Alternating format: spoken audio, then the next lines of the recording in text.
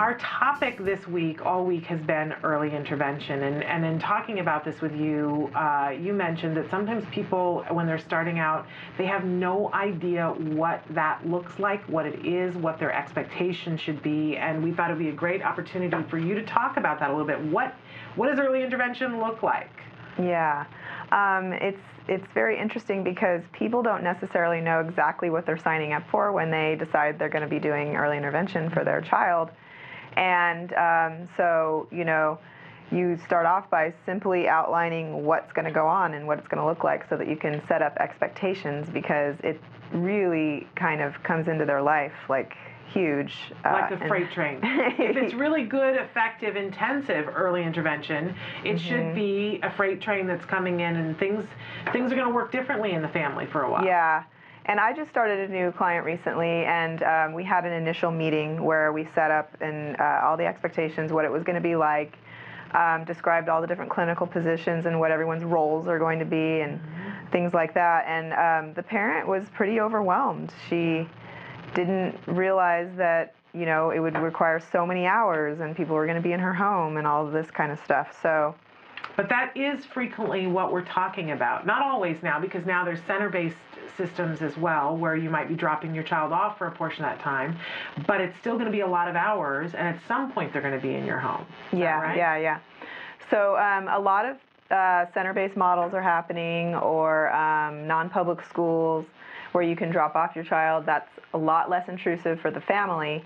There's obviously advantages and disadvantages to each of those, whether you do it in a home or a center or a school. But oftentimes, kind of the more traditional approach has always been going into the home. Yeah. And with each new child who starts treatment, you get authorized for a certain amount of hours per week by your funding agency. And some kids get still 30 or 40 hours a week. Other kids get a lot less. But even with a kid who's, let's say, going to school full-time and getting maybe like 10 or 15 hours a week, that's a lot of hours that you're fitting in after school hours and on weekends. Yeah. And sometimes you don't even get a single day off. Yeah. So and people have to prepare themselves for that.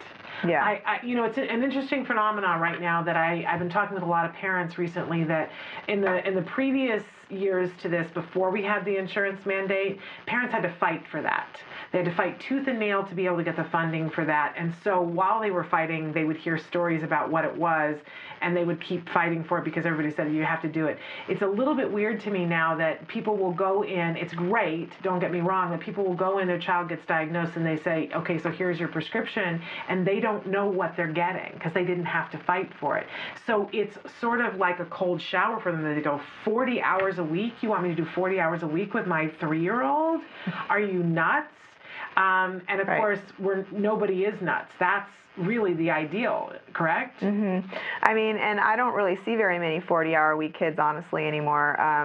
A lot of times, even when families are getting this amount of funding, they're not using the hours. So they choose not to use the hours, actually, because they want their child to be doing other things, and they've got them signed up for all sorts of other therapies and things that they're doing. They don't see the importance. And so we sometimes get in a struggle of trying to explain to them that the research shows that this is an effective thing for kids with autism, but it's at a high dose, Yeah, I need their number, their phone numbers, and their addresses. I need to go talk to them in all seriousness, and I know you can't give them their phone numbers and addresses. I'm kidding.